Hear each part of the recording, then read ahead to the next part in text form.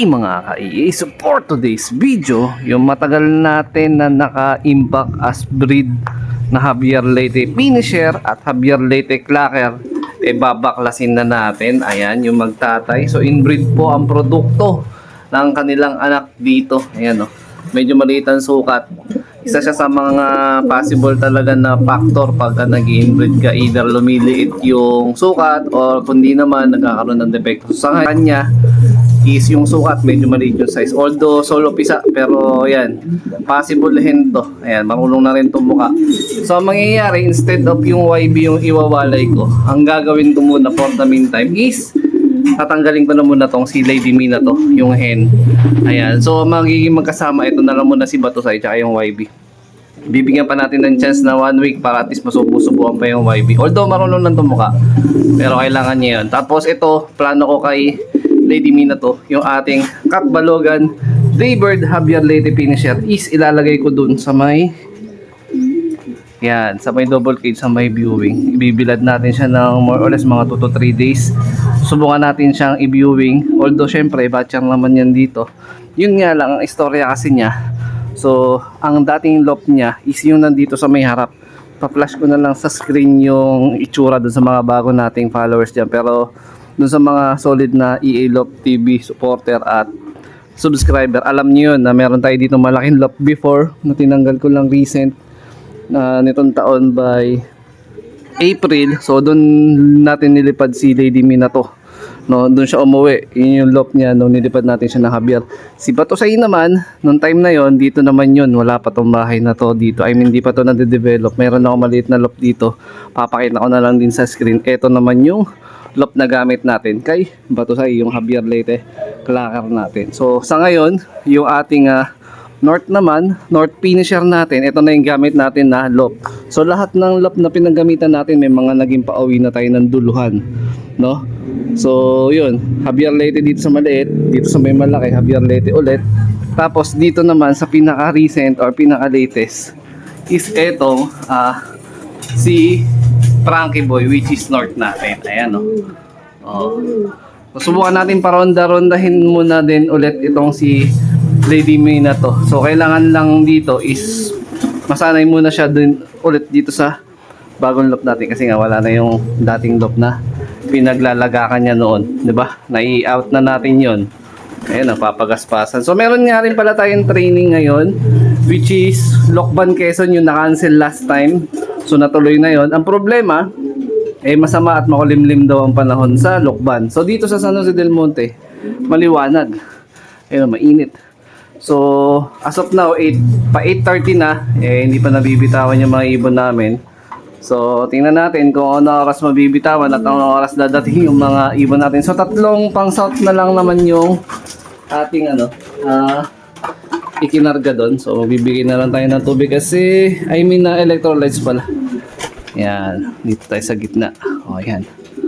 So, nagpakain na rin kasi ako dito kasi usual na kain nila either 7:30 to 8 o'clock. Pinapakain na natin yung mga ibon natin dito. So yung mga naiwan na lang sa ilalim ng mga stock natin, stock hen.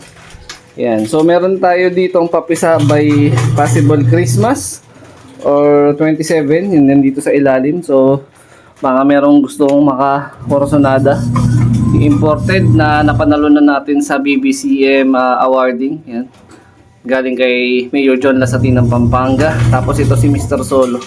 Yan, tatay niya Solo Clacker na MacArthur to Bataan. Tapos yung nanay nito Abuyog Leyte Finisher. Ayan, available for out yung kanilang YB. Pasok-sok, rektang mensahe lang sa ating Facebook page. Ayan mga kalapatids. A few moments later. Ito mga kalapatids, si Lady Mina to, yung Cat Balogan Daybird Javier Leyte Finisher.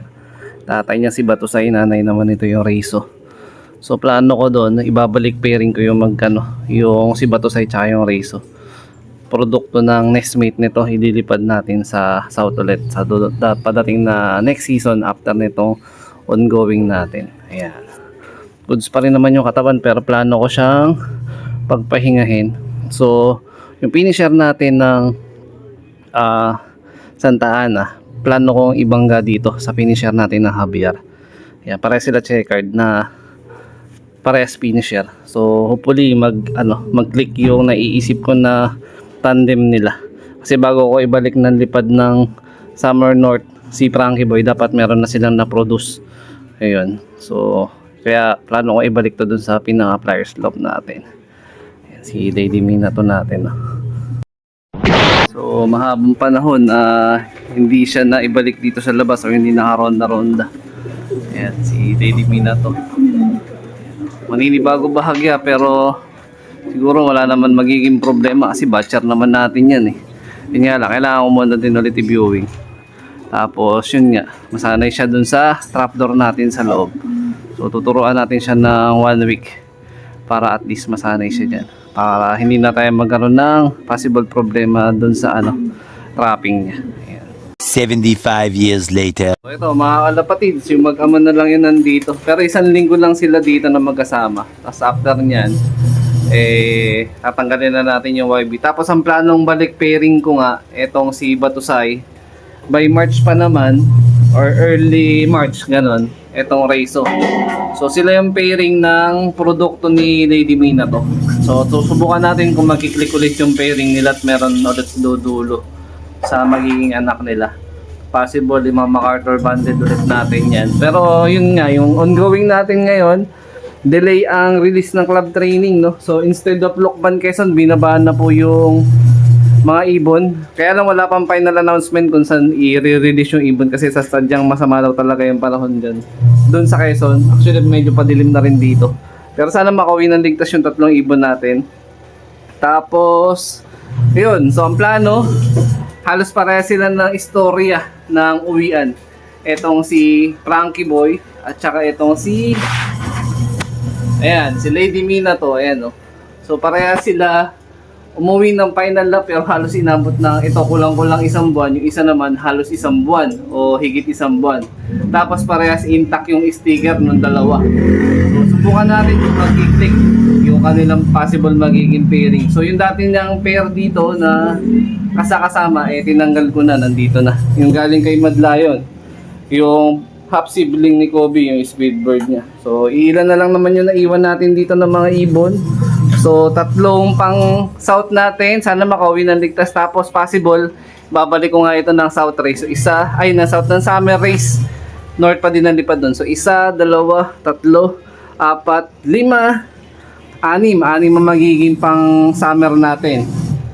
Ay hindi, 7 pala. Ito pa oh, ayan oh, marami tayo. Kasi babalik natin 2, ito, tsaka ito, na vegan finisher na rin natin. So hopefully, etong 2 nailipad natin ng north na magiging possible old bird, mag-resulta na sa atin sa susunod na karera. O, ayan.